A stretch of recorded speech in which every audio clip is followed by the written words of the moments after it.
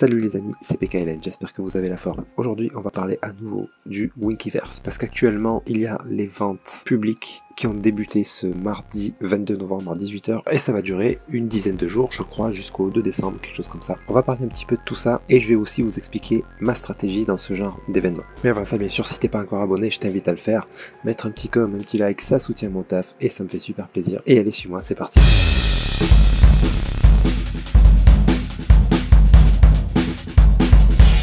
Donc voilà, je suis sur le site de Winkiverse, donc actuellement il y a les landes en vente, donc la vente publique. Donc bon, je vais pas vous montrer tout le site, ça bien sûr, je vous laisse le parcourir de votre côté. Je trouve qu'il a vraiment bien évolué ce site là, c'est vraiment très sympa. Donc voilà, ils expliquent un petit peu tout là sur les landes justement, comment acheter...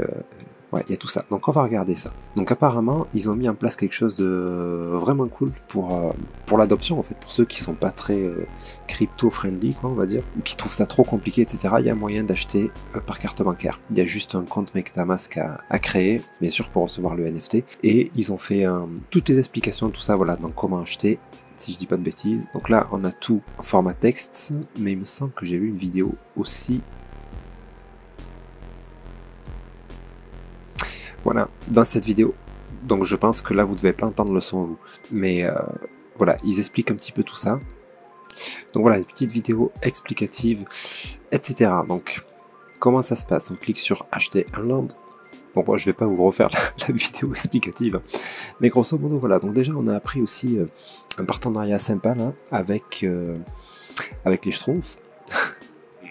Donc c'est cool, ils commencent à être un petit peu partout là, ces Schtroumpfs là, on les a vus dans Sandbox déjà. Donc dans le Winkiverse maintenant, on a hâte de voir un petit peu les prochains partenariats qu'il va y avoir. Donc avant de voir comment acheter, ça on va le voir très rapidement, parce que comme je vous ai dit sur le site, il y a tout expliqué, donc voilà, je vais pas refaire exactement la même chose.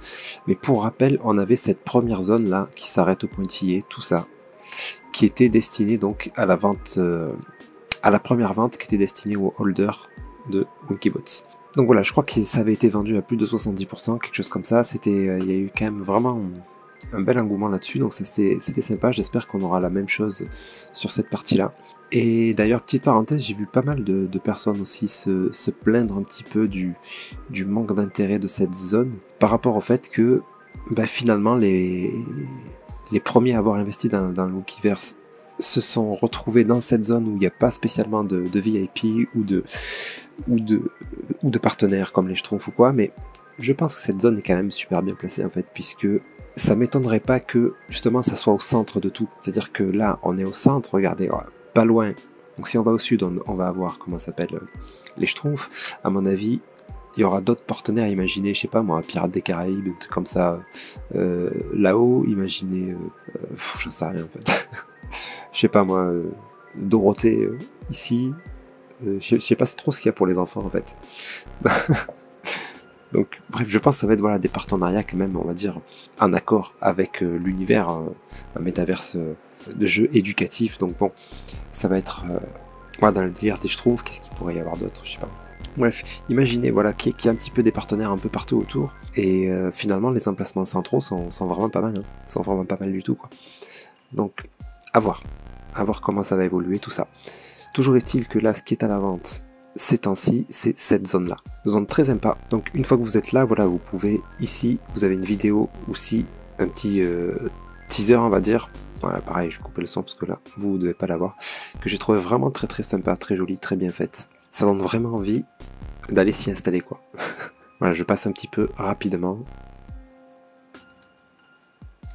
Voilà, que vous voyez un petit peu les images, mais après, bien sûr, si vous voulez la voir en entier, vous irez voir ça sur le site. Voilà, vraiment très très chouette. Très très chouette. Donc voilà, et puis pour acheter, bah, très simple, hein, on connecte son wallet. Par contre, j'ai pas vu comment ça fonctionne. Quand même que je vous montre un petit peu ça, comment ça fonctionne pour si on veut acheter avec la carte bancaire. Parce que là, donc, ils l'ont mis en avant. Voilà, carte bancaire extrait. Faut voir comment ça marche ça. Voilà, on crée un portefeuille, on choisit un land. Voilà, il faut créer un portefeuille MetaMask.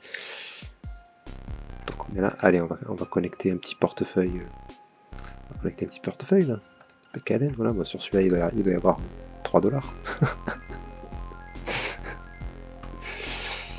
Alors comment ça marche si je fais shop là? votre panier est vide, explorez la map, ok. On fait ça, on sélectionne, on réserve. Après ça m'embête un peu de réserver là, parce que si quelqu'un le veut, je vais pas l'acheter moi. Ça va le bloquer pendant un certain temps, je pense. Voilà, au prix de 200 000 Winky, donc c'est-à-dire 369 $ à l'heure actuelle. Ça risque d'évoluer très rapidement, parce que si beaucoup de gens achètent, bah, le prix des Winky va augmenter, bien sûr. Enfin, bref, j'imagine qu'on fait réserver, on va dans le panier, et puis après, il n'y aura plus qu'à payer, quoi. Donc apparemment, je vais avoir le choix après de choisir avec la carte bancaire, tout ça. Donc oui, il me semble que c'est ça, il y a juste à rentrer les informations de la carte bancaire. Et puis ça va automatiquement acheter les Winky, les données, enfin payer le land, et vous allez recevoir le land sur le MetaMask que vous aurez créé. Donc oui, c'est assez simple et c'est assez bien fichu finalement. Voilà, et donc là ils expliquent un petit peu, donc voilà, il y a des points d'intérêt. Ici on a quelques VIP. Voilà, Satoshi Stacker. J'aime bien Satoshi Stacker. Enfin, voilà, c'est pas quelqu'un que je suis particulièrement, mais ouais, lui j'aime bien. Après les autres, par contre, je suis pas fan.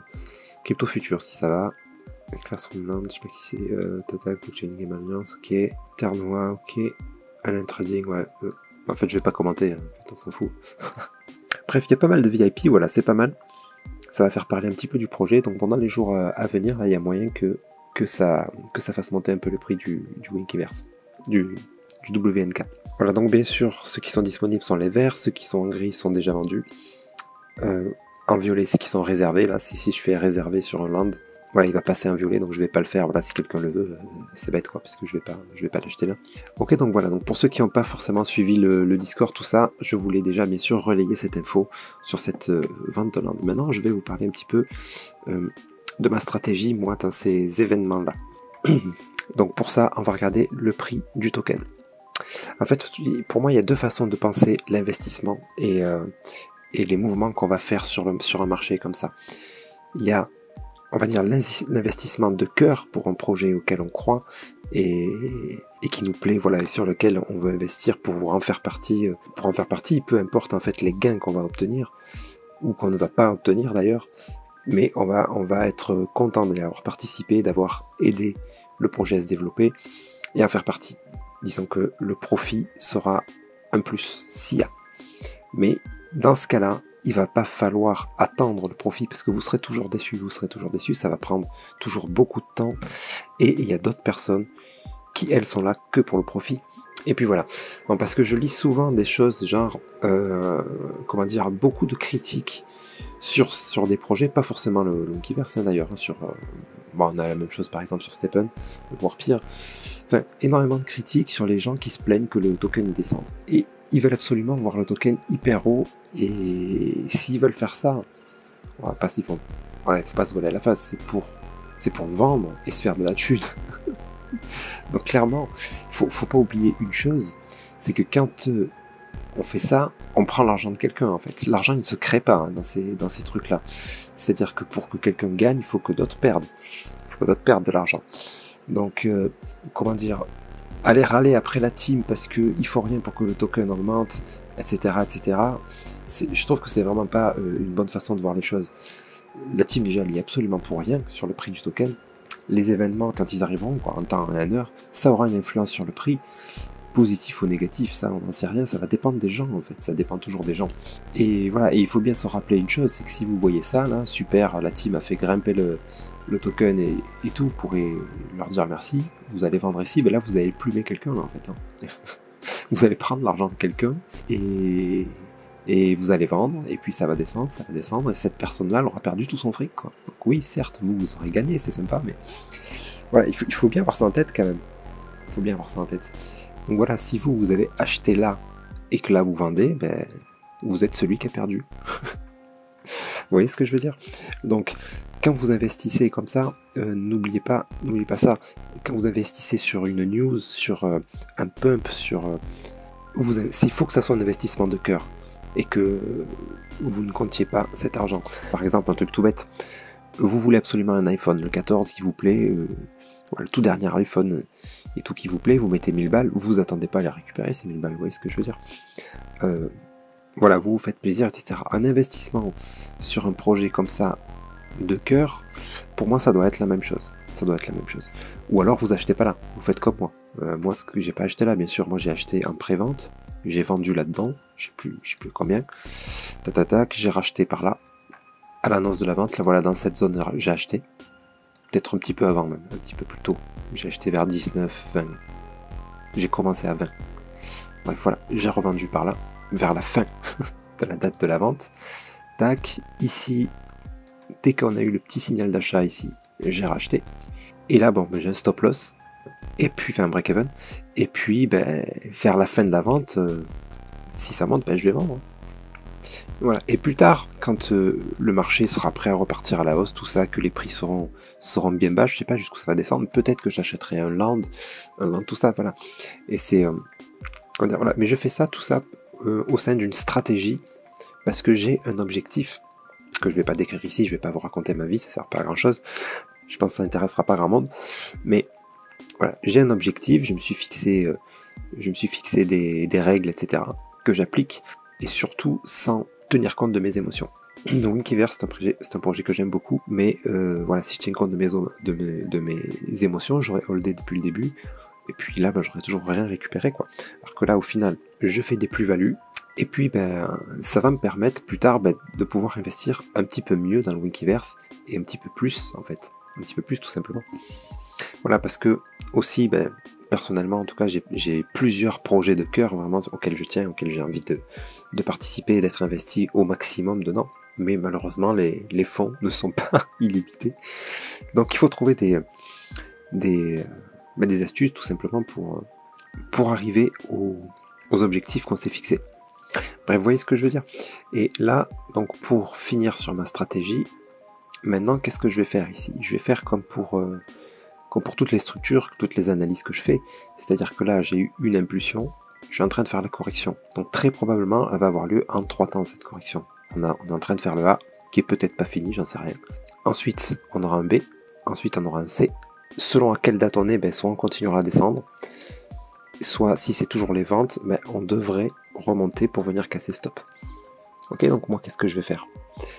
Donc ça peut faire ça, ou le B, il peut venir aussi casser ce top. Là, on est en plein dans les ventes, c'est pas impossible.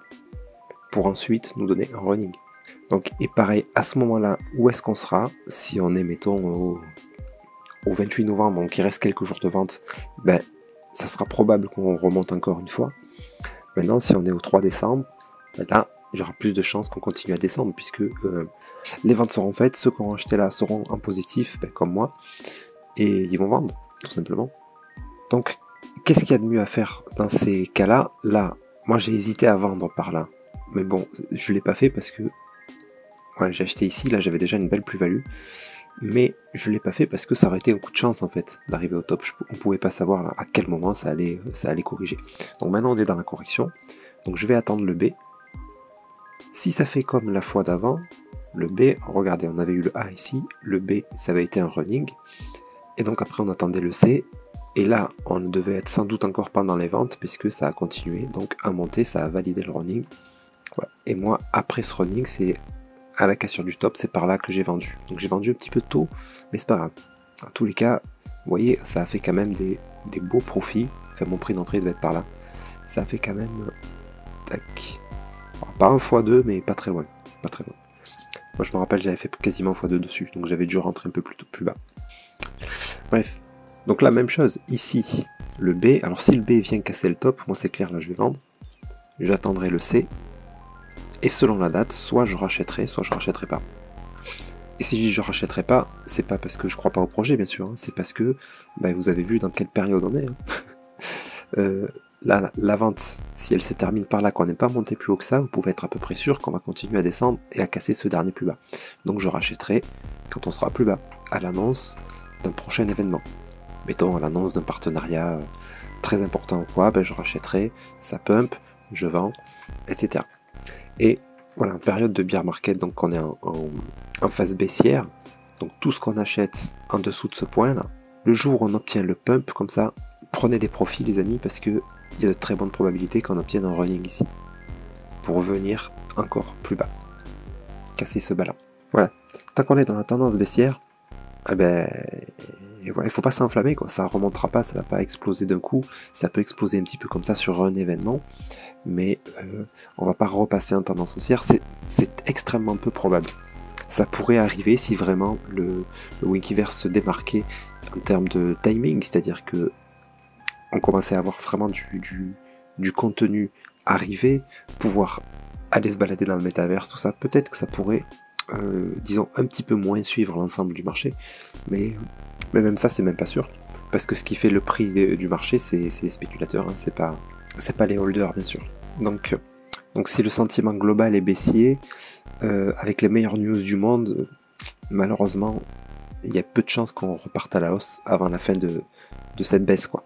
Et donc pour ça, encore une fois, j'insiste beaucoup là-dessus, c'est l'analyse Bitcoin qui compte. Ok, parce que tant que Bitcoin ne repartirait pas en tendance haussière, bah, y a tout qui reste en tendance baissière en fait. Ok les amis, voilà pour les infos que je voulais vous partager. J'espère que cette vidéo vous sera utile. N'hésite pas à me dire en commentaire si Winkiverse fait partie de tes projets de cœur, si tu as déjà investi dedans et si tu vas acheter un land. Et si tu as réussi bien sûr à anticiper la vente des lands pour acheter du Winky pas cher et donc payer ton land plutôt dans les 250 balles au lieu de 400, 500 si ça continue à monter quoi. Donc sur ce, je vous souhaite une excellente nuit et je vous dis à très bientôt. C'était PKLN. Merci.